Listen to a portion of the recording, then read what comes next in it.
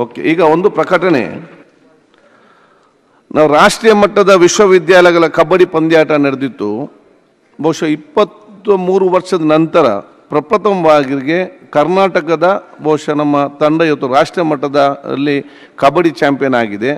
ಅದರಲ್ಲಿ ಕೂಡ ಮಂಗಳೂರು ವಿಶ್ವವಿದ್ಯಾನಿಲಯ ಆ ಕಬಡ್ಡಿ ಚಾಂಪಿಯನ್ಶಿಪ್ ಅನ್ನು ಇವತ್ತು ರಾಷ್ಟ್ರೀಯ ಮಟ್ಟ ಪಡ್ಕೊಂಡು ನಮಗೆಲ್ಲರಿಗೂ ಕೂಡ ರಾಜ್ಯ ಕೀರ್ತಿ ತಂದಿದೆ.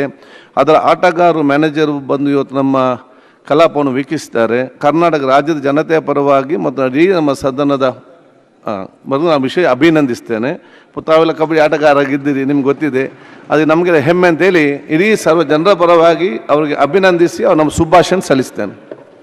ಸನ್ಮಾನ್ಯ ಅಧ್ಯಕ್ಷರೇ, ನಾವು ಅಲ್ಲೇ ಬಂದಿರೋರು. ಅದಕ್ಕೆ ನಾನು university player, kabaddi player. Bengaluru ಯೂನಿವರ್ಸಿಟಿನ 2 ಸರಿ ರೆಪ್ರೆಸೆಂಟ್ ಮಾಡಿದ್ದೀರಿ. ಇಲ್ಲ, ರೆಪ್ರೆಸೆಂಟ್ ಮಾಡಿದ್ದೀನಿ ಅಂದೆ. ಕಬಡ್ಡಿ ಎಲ್ಲರೂ ಆಡ್ತಾರೆ, ನಾನು ರೆಪ್ರೆಸೆಂಟ್ ಮಾಡಿದ್ದೀನಿ ಯೂನಿವರ್ಸಿಟಿನ. ನಿಮ್ ರಾಜಕೀಯ ಗುಟ್ಟು ಈಗ ಗೊತ್ತಾಯ್ತು ಸರ್. ಆಯ್ತು, ಈಗ ಆಡಿಲ್ಲ ಅಂತ ಕೇಳಿಲ್ಲ, ಕನ್ನಡ ಹೇಳ್ಕೊಡ್ಬೇಕು ನಿನಗೆ. ಇಲ್ಲ, ನಾನೇನು ಕೇಳ್ತಾ ಇರೋದು ಕಬಡ್ಡಿ ಆಡಿದೀರಾ ಅಂತ ಕೇಳಿದ್ದು ನಾನು. ಆಡಿದೀರಾ? ಆಡಿರೋದಕ್ಕೆ ಇಲ್ಲಿ ಬಂದಿರೋದ್ನ. ಆಯ್ತು, ಆಡೇ ವಿರೋಧ ಪಕ್ಷದ ನಾಯಕರಾಗಿದ್ದು. ಅದರಿಂದ ನನಗೆ ಬಹಳ ಇಲ್ಲ, ಕುಸ್ತಿ ಆಡಕ್ ಬರಲ್ಲ. ಕುಸ್ತಿ ಆಡಿದ್ರೆ ಯಾವತ್ತೂ ಏನೋ ಆಗ್ಬಿಡ್ತಾ ಇದ್ದೆ.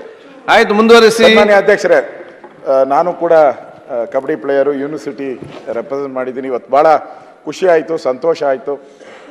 ಒಂದು ಗ್ರಾಮೀಣ ಕ್ರೀಡೆ, ಇದು ಒಂದು ಗ್ರಾಮೀಣ ಕ್ರೀಡೆ. ಇದಕ್ಕೆ ಯಾವುದೇ ರೀತಿ ಪ್ರೋತ್ಸಾಹ ಇಲ್ಲ. ಕ್ರಿಕೆಟ್ಗಾದರೆ ಮನೆಯಲ್ಲಿ ಬ್ಯಾಟು ಬಾಲು ಎಲ್ಲ ತೆಕ್ಕೊಡ್ತಾರೆ. ಕಬಡ್ಡಿಗೆ ಯಾರು ಏನು ತೆಕ್ಕೊಡಲ್ಲ, ಓನ್ ಇಂಟ್ರೆಸ್ಟ್ ಮೇಲೆ ಆಡುವಂಥ ಒಂದು ಕ್ರೀಡೆ ಇದು.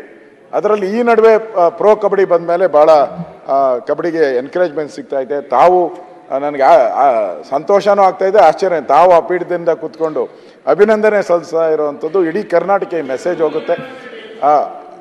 ಯಾವುದೇ ಯೂನಿವರ್ಸಿಟಿ ನಮ್ಮ ರಾಜ್ಯದ ನೋಡಿ ಇದೆ, ಆ ಕರ್ನಾಟಕ ಈ ಕರ್ನಾಟಕ ಬಿಡಿ ಅದು ಮಂಗಳೂರಾದ್ರೂ ಕೂಡ ನಮ್ಮ ಜನ.